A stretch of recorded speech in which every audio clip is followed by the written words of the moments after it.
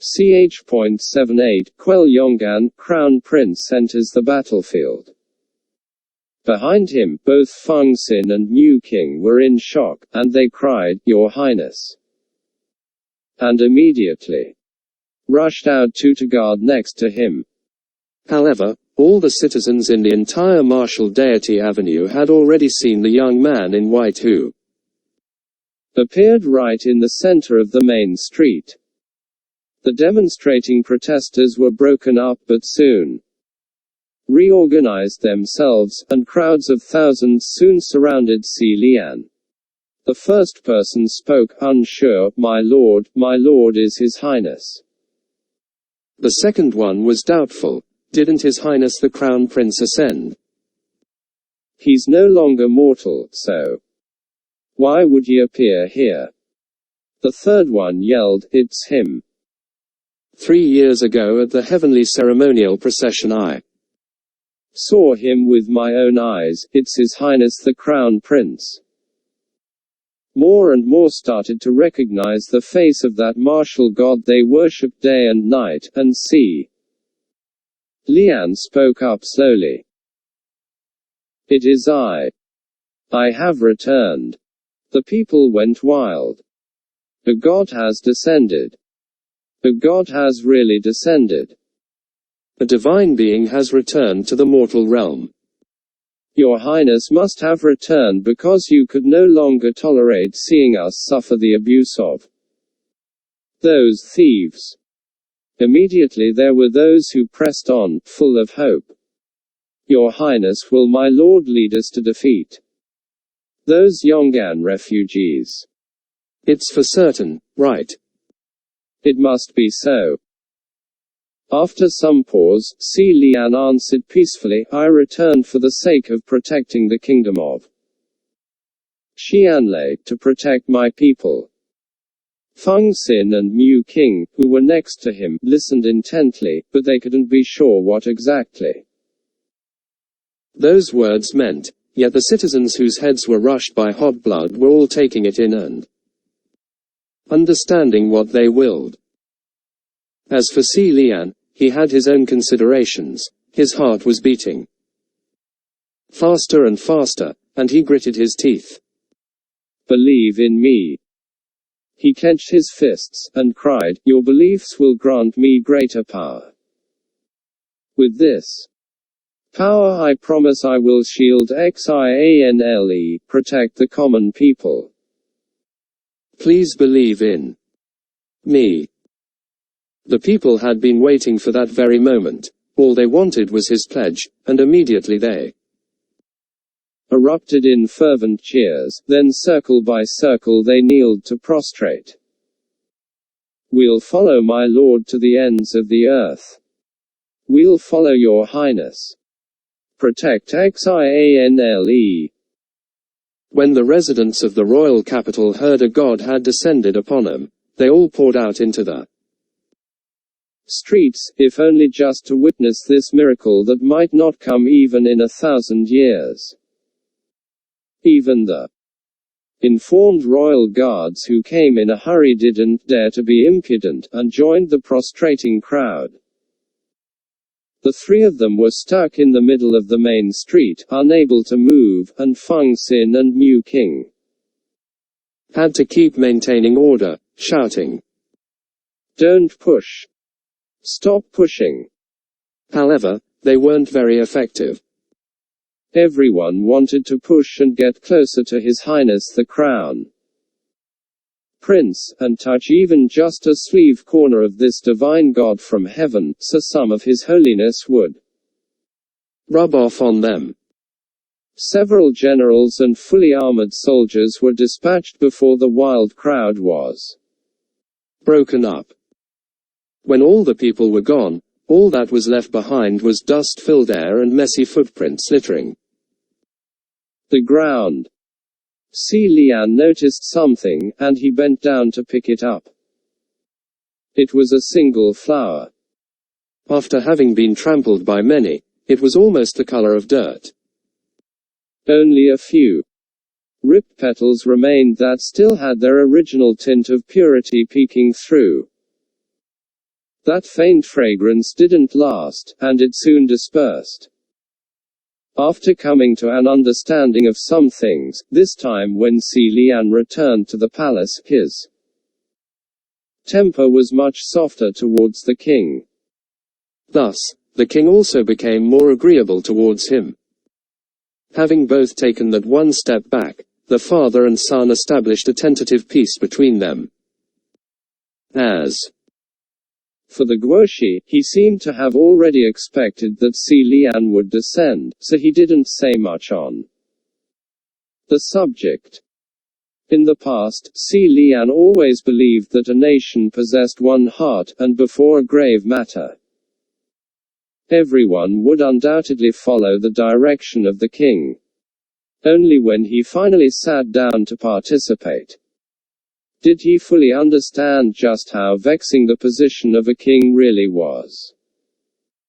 Within Parliament, the officials were actually split into small parties, and each party had their own plans.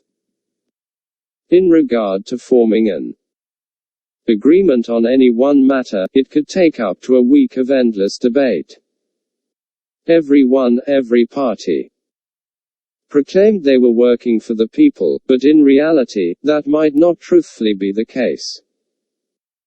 As for dealing with the revolting Yong'an refugees camping outside the city fortress, the officials were sluggishly slow at coming to an agreement. Some advocated for a direct extermination, and if there weren't enough reasons to do so, then just make some up. Some disagreed with that idea. The revolt of Yong'an began with a natural disaster, but the situation was deteriorated through human action. That family of 3 who fell to their deaths at the city gates was the worst catalyst imaginable. If that army official who cut the rope hadn't gotten his neck snapped by Lang Ying, he would have been severely punished upon his return. In other words, no matter how convoluted the circumstances, no matter the reasons, on the surface everything looked like the common people rightfully rebelling against an oppressive authority. With things developed to this point, complete pandemonium, making up more crimes to sentence would only further provoke repulsion, and whatever reason they could come up with would not be able to deceive the people. If they were to deploy an army to exterminate, it'd be without cause and difficult to appease. Preventing the people from talking was just as important as preventing floods. Once a reputation of insensible cruelty was established, not only would they no longer be able to rule over the people, nearby kingdoms could very well use the chance and invade under the banner of eradicating evil. If they were to think about it from a different angle, however, what was there to be afraid of? Those Yong'an refugees were stuck in wild forests without food and arms, so how long could the revolt last? Thus, the most favored proposal at the end was this: if the Yong'an refugees dare attack, they shall be repelled and killed each time. If they didn't, then they shall be left to their own devices to survive or die. And Xianlei wouldn't need to waste a single resource. There was no way Yong'an could keep up the fighting. As a martial god, Lian's descent naturally meant he needed to be effective on the battlefield.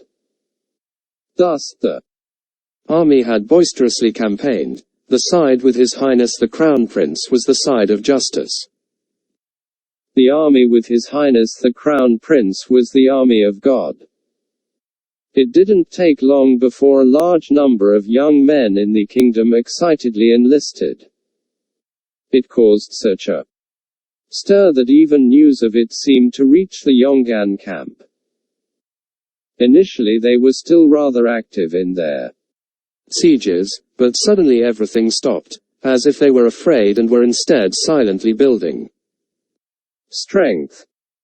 This made the soldiers in Xianlei nervous, and they unceasingly described to Si Lian just how terrifying that Lang Ying, who always charged at the forefront, was. Hearing that name and recalling the dead body of that infant always made Si Lian feel complicated. 2 months later, after waiting with bated breath for such a long time, the Yong'an refugees finally attacked again. In this battle, Si Lian only brought a light sword and didn't even wear any armor. It didn't take 2 hours before the battle ended. Blood stained all, from the earth to the sky, and in that stench-filled air, the remaining Yong'an warriors abandoned their gear and frantically ran away. Before the Xianlei soldiers could react, they were already surrounded by countless slain bodies, and not a single enemy left standing. As for their highness the Crown Prince, he was slowly sheathing his sword, not a stain on his sleeves. It was a moment before they realized their overwhelming victory and jumped, raising their swords to the sky, screaming in joy. That night, the Xianlei soldiers held a victory feast atop the towers. It had been a long time since the soldiers had felt this relieved. The cheers were endless as they raised their cups to praise His Highness the Crown Prince. However, Si Lian rejected all the wine, and left the party to go to the edge of a tower corner by himself to feel the breeze and sober up. Even though he didn't drink a single cup of wine, he could still feel his heart burning, his face hot and flushing, and his fingertips slightly trembling. This was the first time in Si Lian's life that he had killed. The first time, and he had killed thousands. Mere ants. Those 2 words appeared in his mind. Before his might, mortals were nothing, and there wasn't anyone who could withstand his light taps. It was so easy to rob another's life, just like how that palace attendant had stomped on those ants, that in between swings of his sword, he almost lost the heart of reverence. Si Lian leaned against the parapet and inhaled deeply, shaking his head to shake off the noise, watching absent-mindedly at the flicker of sparks in the mountains afar. Soon after, sounds of 2 footfalls approached. Even without turning his head, he knew who they were. Si Lian asked, "Aren't you 2 going to go drink and celebrate a little?" Liu King humphed. "What's there to celebrate? It's not an optimistic situation." Hearing this, Si Lian turned around. "You guys noticed too. It really wasn't an optimistic situation. Although they won this round, in reality, this attack was stronger than any previous Yong'an attacks. Not only did their numbers increase, their formation, weapons, management, all had significantly improved. In fact, there were many who were geared up in armor. Although still simple and pathetic, they already had the form of a formal army. It would be hard to believe they were actually outcast nobodies. Liu King crossed his arms and frowned. Extreme environments would certainly force one to improve rapidly, but no matter how difficult the situation, you can't create something out of nothing. Something's not right. Feng Xin was even more blunt, and said plainly, they must have gained reinforcements. Si Lian nodded. Liu King added, I don't believe none of those soldiers noticed, either. But they're still celebrating only because they have you on their side, and they believe they will win for sure. Si Lian didn't think much of that, and said, "It's the first battle with me in it and we won. It's fine to let them rejoice a bit. Just think of it as encouragement." Feng Xin hesitated, but still asked, "Your Highness, you don't look so good. Are you still creating rain over at Yong'an?" "Yeah," Si Lian replied. Disapproval expectedly appeared on Mu King's face. "Excuse my bluntness, but it's pointless to create rain now. That's the real bottomless hole. Your Highness, even if the drought in Yong'an can be thoroughly relieved, that crowd outside the city walls probably still won't back off." "I know," Si Lian said. "But my creating rain wasn't intended to make those people back off. It's for those who remained in Yong'an not to die of thirst. This was my original goal, and it won't change for anything." Feng Xin was still worried. "Can you still hold on?" Si Lian patted his shoulder. "Don't worry. I have 8,000 temples. There are enough devotees, so of course I'm fine. But..." His other hand circled around Mu King's shoulders, and Si Lian sighed. "Thank goodness you two helped today. Thank you for staying by my side." Today on the battlefield, his two attendants suffered much more than he did, their persons covered in blood and grime from all the killing. "There's no need to say those things," Feng Xin said. Mu King vaguely squeezed out an "oh" sound. Si Lian squeezed, pulling the other two close, and said earnestly, "Not just for today, but for always. Thank you so much. I hope the sight of the three of us standing together fighting will become a tale of the ages." A moment later, Feng Xin burst out laughing, and Mu King said incredulously, "I found that you always manage to say things with such shameless confidence. You're really..." He shook his head. "Never mind." Si Lian's lips finally curled up.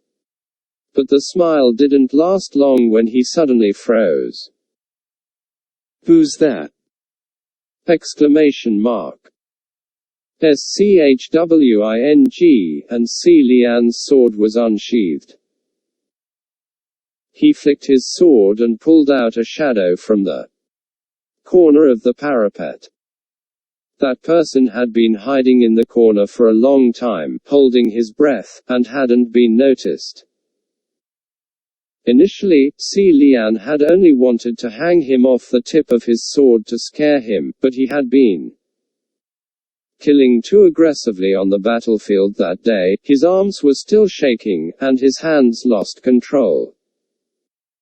The simple flick was overly powerful, and he threw that person directly over the wall.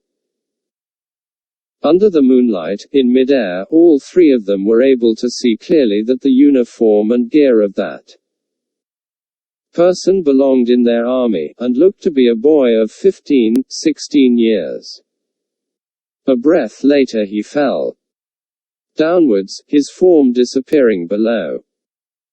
Seeing that person was about to fall down the wall, Si Lian cried, "Oh no!" mentally, and leapt out. His foot hooked onto the edge of the parapet, his body leaning downwards, and swiftly he extended an arm to pull, and managed to grab onto the arm of the other. That young soldier's body hung in midair and swayed a few times before he looked up. Borrowing that faint moonlight, Si Lian saw his face, and his eyes slightly widened. Next chapter. Ch.79, upon Beizi Hill, Crown Prince falls into the Devil's Nest. Lian's sudden leap into the air was certainly alarming, but his two attendants were more than clear. Just what he was capable of. Mu King didn't move, but Feng Xin still went over and helped pull him up.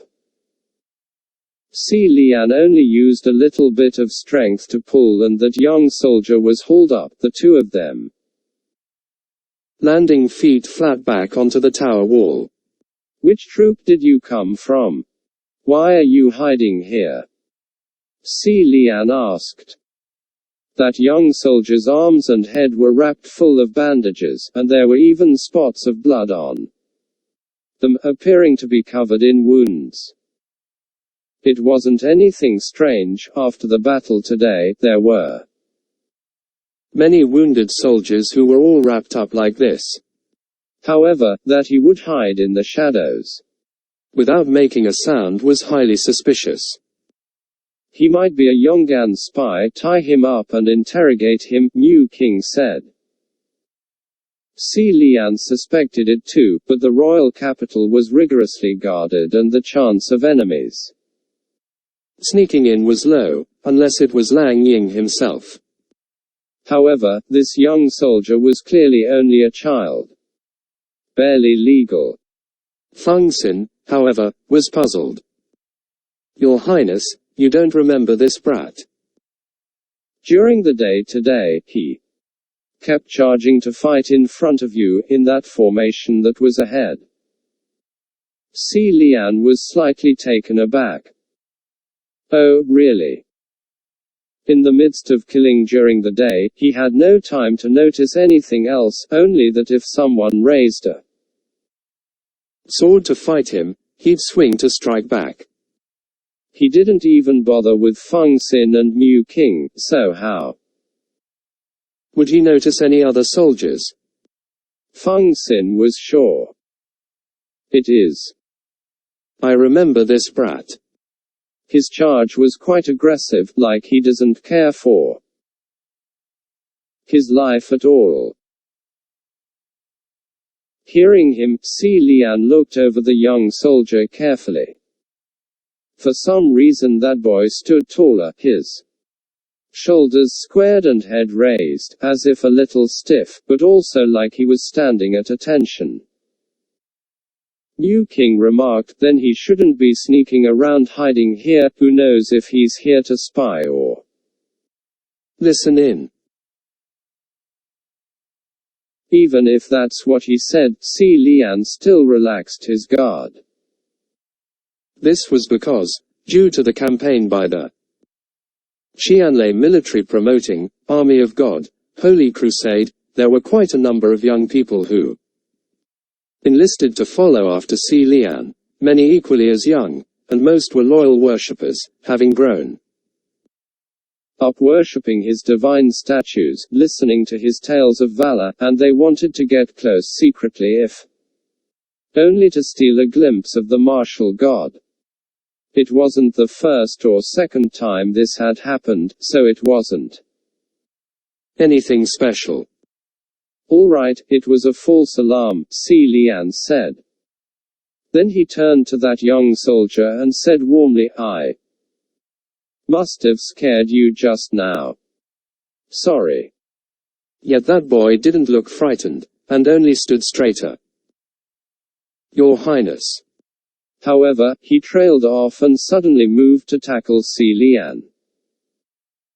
Lian thought he wanted to ambush him and sidestepped immediately to dodge, his hand reaching for his sword to strike. With his might, just one strike and that boy would undoubtedly die on the spot.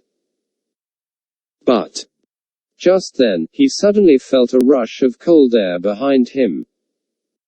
His hand changed track abruptly and flipped to catch, and caught a sniping arrow that was aimed for his back. Turns out that boy ran to tackle him because he saw a flicker of that arrow flying through the air.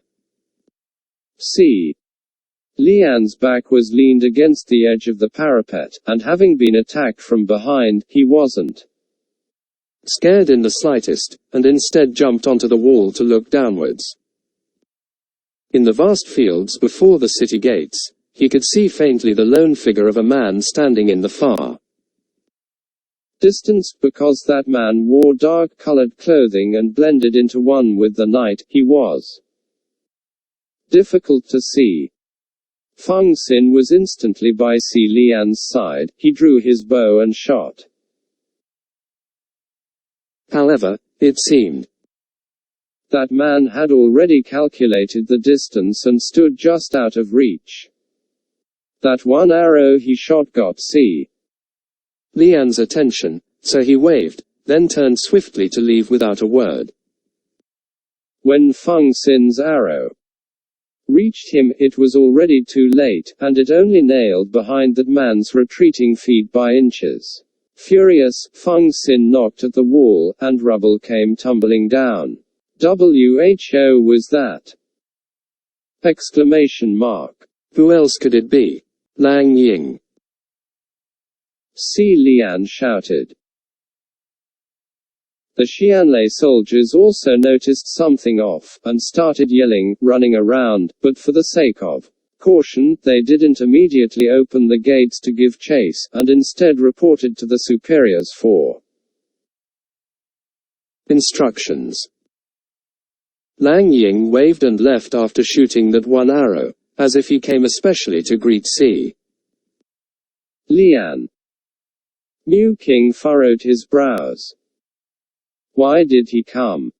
Was that a declaration?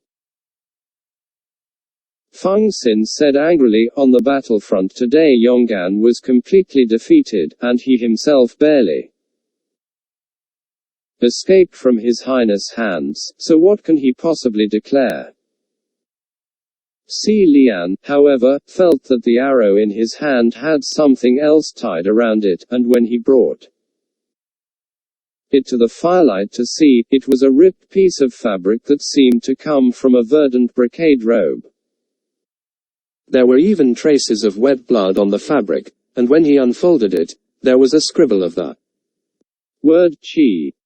Si Lian immediately clutched that fabric and said, "Where's Qi Rong? Is Qi Rong not in the palace?" Exclamation mark. Feng Xin turned to the nearby soldiers. Go quickly to the palace and confirm. The soldiers immediately left. That fabric was indeed a sleeve corner of Qi Rong's favorite robe, and Lang Ying was known for his stealth, so there was a high probability of Qi Rong having been kidnapped. Things couldn't be delayed. Si Lian said, "I'm going after him to see."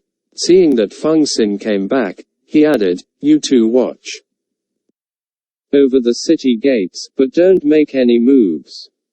This might be a feint." Feng Xin shrugged his bow on his back. You're not bringing anyone. If there wasn't any major attack from Yong'an's side, Si Lian didn't want Xianlei to deploy soldiers first. If Qi Rong had fallen into enemy hands, then Si Lian himself could bring him back, if he brought troops with him. It would cause a stir, and it wouldn't just be only one or two dead. At the moment, Si Lian wanted to minimize any issues. No. They can't do anything to me. Then, he pushed off the wall lightly and leapt over, landing down on the ground softly, and dashed rapidly in the direction where Lang Ying had retreated. After running for a while, he heard footsteps behind, catching up to him, and when he turned his head to look, it was that young soldier. Si Lian shouted at him, "I don't need help, go back." That boy shook his head. Si Lian tried again, "Go back." And he sped up, leaving that boy far behind in an instant, no longer to be seen. After running for 5-6 miles, he reached a mountaintop. This mountain wasn't steep, and was more like a hill, so it was called the Beizi 10 hill.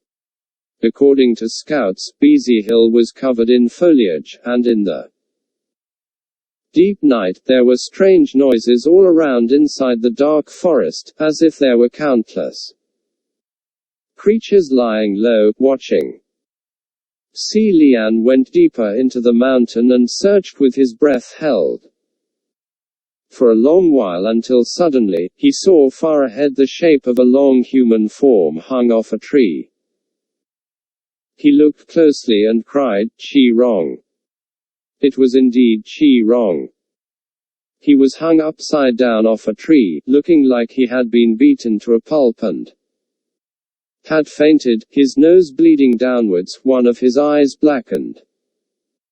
Si Lian unsheathed his sword and cut that rope, catching the fallen Qi Rong, then slapped at his face. Qi Rong slowly came to, and yelled the moment he recognized him. Cousin Crown Prince. Si Lian was just loosening his bind when he felt cold behind his back, and immediately swung his sword. Behind him. He turned his head and it was Lang Ying, with a longsword in hand, lunging at him. The two of them parried a few times, and it didn't take long before Si Lian knocked Lang Ying's sword flying. Then Si Lian kicked his legs, tripping him, and brought his sword to his throat, ending the fight. "You know you're not my equal, stop fighting." They faced off earlier that day on the battlefield. Whoever charged at Si Lian was killed, except Lang Ying, who still survived after taking on Si Lian's sword face on, and dragged himself away wounded. Anyone could see that Lang Ying was the leader of those Yong'an refugees, and Si Lian telling him to stop fighting naturally had a deeper meaning. As long as you people don't transgress, I promise the soldiers of the royal capital will not attack you. Take the water and the rations. Leave. Lang Ying laid on the ground, and stared him straight in the eyes, that gaze making him uncomfortable. He spoke up, "Your Highness, do you think what you're doing is right?" Si Lian froze. Next to him, Qi Rong cussed. "Rubbish. Do you know who Cousin Crown Prince is? He's a god of heaven. If he's not right, what, you think you treacherous dogs are in the right?" Exclamation mark. Qi Rong, quiet. Si Lian shouted. The question Lang Ying posed, he couldn't answer. Deep down, he did feel there was something not right with what he had done. But this was the best course of action he could think of. If he didn't protect Xianlei, defend against transgression, could he really allow the Yong'an rebels to freely raid again and again, even invade the royal capital? If only one or two swung their swords at him, he could touch lightly and knock 'em out to end things. But on the battlefield, blades were merciless, and there was no way he could have the energy to simply knock everyone out. He could only stop himself from feeling and swing the sword. Lang Ying's question had woken that voice deep within, asking him, "Do you think what you're doing is right?" Qi Rong didn't have this dilemma and kept talking. "What did I say wrong?" "Cousin, since you're here, hurry and kill all of them dogged thieves. A bunch of them beat me up, and I was only one person." Qi Rong had been a figure of domineering arrogance within the royal capital, and naturally there were many from Yong'an who hated him, so they certainly took this chance to take revenge. Of course, more than many from Xianlei also hated him.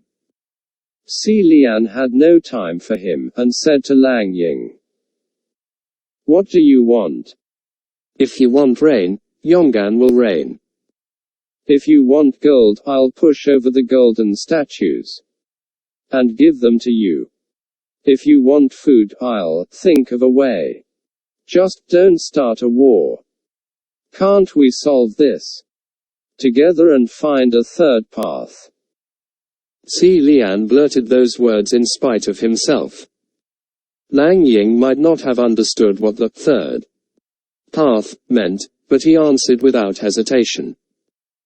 I don't want anything, and I don't need anything. The only thing I want is for the kingdom of Xianlei to cease existing in this world. I needed to disappear. His tone was flat, but his words were cold. A moment later, Si Lian said gravely, if you bring forth people to attack, I will not be able to sit back and watch. You don't have any chance of winning. Must you do this even if those of Yong'an who follow? You will die. Yes, Lang Ying said. His answer was so calm, so firm, that while Si Lian's knuckles cracked, he couldn't say anything back. Lang Ying enunciated each word, I know you're a god. That's okay. Even if you're a god, you can't make me stop. Si Lian knew that what Lang Ying said was true. Simply because what was in his tone was more than familiar to him, it was the determination of one steeped in justice and righteousness. When he told Jun Wu, even if the heavens say I must die, the determination within was exactly the same as Lang Ying's at this very moment. Lang Ying's words were no different than a proclamation that he would continue to call forth endless people of Yong'an to continue to attack unceasingly. Then, Si Lian knew what he must do. The sword in Si Lian's grip was held with one hand, but now he gripped it with both. Just as he was about to pierce Lang Ying's throat with his trembling hands, there was suddenly a weird scrunching sound behind him, and then a cackling laugh. That someone could appear soundlessly and without notice, Si Lian was startled, and when he looked back, his eyes widened. Usually those who appear at a time like this were most likely to be enemy soldiers, and perhaps countless blades were already pointed at him, but he had not expected that behind him would be such a strange figure. That person wore a deadly white funeral garb, his face bore a deadly white mask, and that mask was exceedingly bizarre, with half the face crying, the other half smiling. He was sitting on a vine hung low between two trees, and that scrunching sound came from him swinging that vine back and forth like a swing. When he saw Si Lian look back, he raised his hands and slowly, clapped, cackling coming from his lips, raising hair on Si Lian's back. What are you? Exclamation mark. Si Lian said sharply. He used what because his instincts told him that thing wasn't human. Just then, Si Lian suddenly noticed the feeling of the sword in his hands was wrong, and she wrong screamed at the same time. When he turned back to look, the ground in front of him was split wide open into a deep ditch, and Lang Ying, who was lying on the ground, was being swallowed by that gap. The ground was rapidly closing the mouth, and without thinking, Si Lian stabbed into the heart of the earth. Only when feeling that the tip of his sword only touched soil and didn't pierce any flesh, did Si Lian realize he failed in killing Lang Ying. He couldn't tell whether he felt regret or relief. Just then, that white-clothed being started cackling again. Si Lian raised his sword and flung it at him. That strike was fast as lightning, penetrating through that being, nailing him onto the tree. That being crumpled to the ground without uttering a single sound. Si Lian rushed over to check, but only saw a pile of white robes on the ground. The one wearing the robes had disappeared into midair. That being's appearance and disappearance were both incredibly peculiar. Si Lian was in shock and didn't dare to drop his guard. Picking Qirong off the ground with one hand, he said, "Let's go." Yet Qirong whined, "Let's not go. Cousin, let's set fire on this mountain, cousin. There's a bunch of those Yong'an peeps on this mountain. Those boorish radicals who wouldn't leave the city gates are all hiding. Here, let's set a fire and torch this place clean." Si Lian dragged him with one hand for some distance, feeling the essence of evil around them growing heavier, as if countless eyes were watching them. He said, "Did you not see how strange that being was just now? We shouldn't stick around." "So what?" Qirong said. "You're a god. You're not afraid of those little ghosts. If they dare obstruct you, then just kill them off." "Let's go back first," Si Lian said. Hearing that Si Lian was paying him no mind and wouldn't set the mountain ablaze, Qirong's eyes bulged. "Why? Those people beat me to a pulp and want to antagonize us. You heard him. He said he wants to annihilate Xianle. He wants to annihilate our kingdom. Why don't you kill them all off like you did today on the battlefield?" Si Lian inhaled and shouted angrily, "Why do you only have kill? Kill. Kill. In your head. Soldiers and civilians are different." Qirong countered, "What's the difference? Aren't they all people?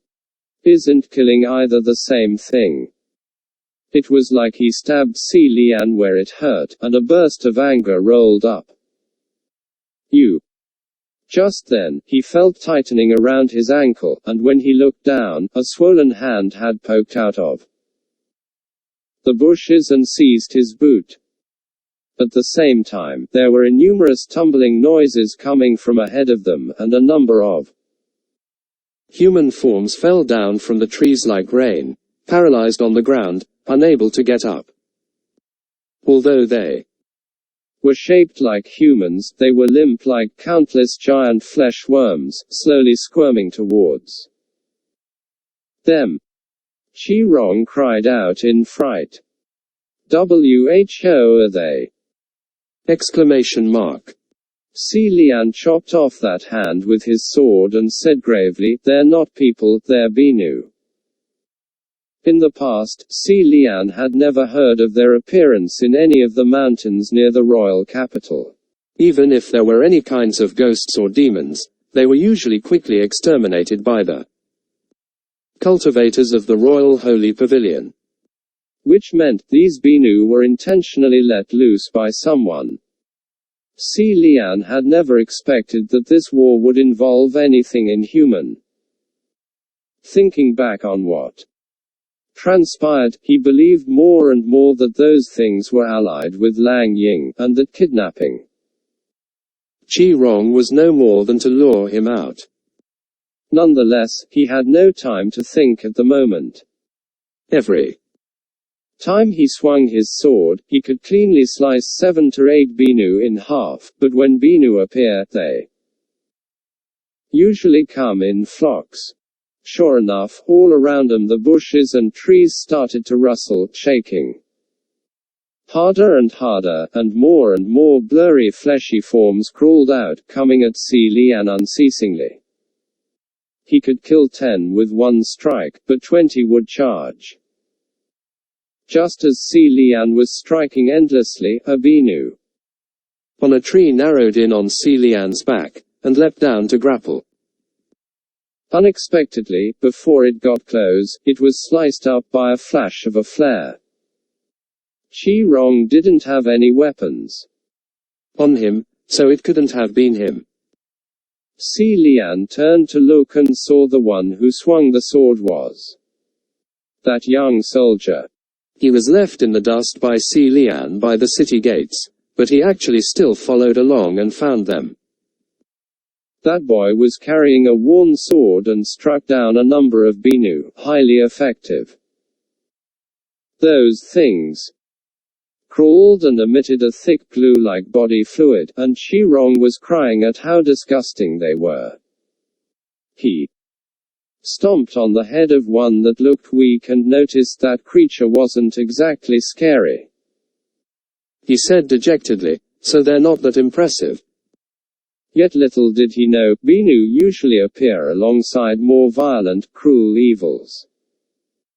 Si Lian bit his lips and broke skin, using 2 fingers of his right hand to dip at the blood, then smeared it on his blade. Then he stuffed the sword in Shirong's hands. You too, take this sword and go. Nothing will dare approach. Don't turn back even if you hear anything. Remember, don't look back. Shirong protested, cousin. Si Lian cut him off. The powerful ones are right behind them. I won't be able to take care of you once they show up. It's better if you go back and report. Shirong stopped talking, and frantically ran away holding the sword. The sacred sword in his hands had the essence of Si Lian's divinity, and all along the road no Binu or other evils would dare come close. His path was unbound, and he disappeared quickly. Yet that young soldier still didn't leave, and Shirong himself was already long gone. Si Lian didn't have another sacred protection sword to give him, and could only use his palms to shoot out spiritual blows, blasting away. That boy was also vigorously cooperative, and after an hour, all the Binu were exterminated. The ground full of sticky fluids and corpses, the stench was stifling. After making sure not a single Binu escaped, Si Lian calmed his breath and turned around, speaking to that boy. You're pretty good with the sword. That boy gripped his sword harder, and while he was huffing at first, he instantly stood at attention again. Why, yes, sir. I'm not giving you orders, so why are you saying, yes, sir? Si Lian said. When I ordered you to go back earlier, why didn't you say, yes, sir, then? Yes, sir. That boy answered, but then realized his response was strange, and stood even stiffer. Si Lian shook his head, mulled, and suddenly his lips curled up. But, you're better suited for a saber. MXTX author notes. Hua Hua is not yet 14 right now, but because of puberty, he sprouted rapidly in height, and no longer looks like a sad puppy, which is why Si Lian didn't recognize him. 10 Beizi means small back.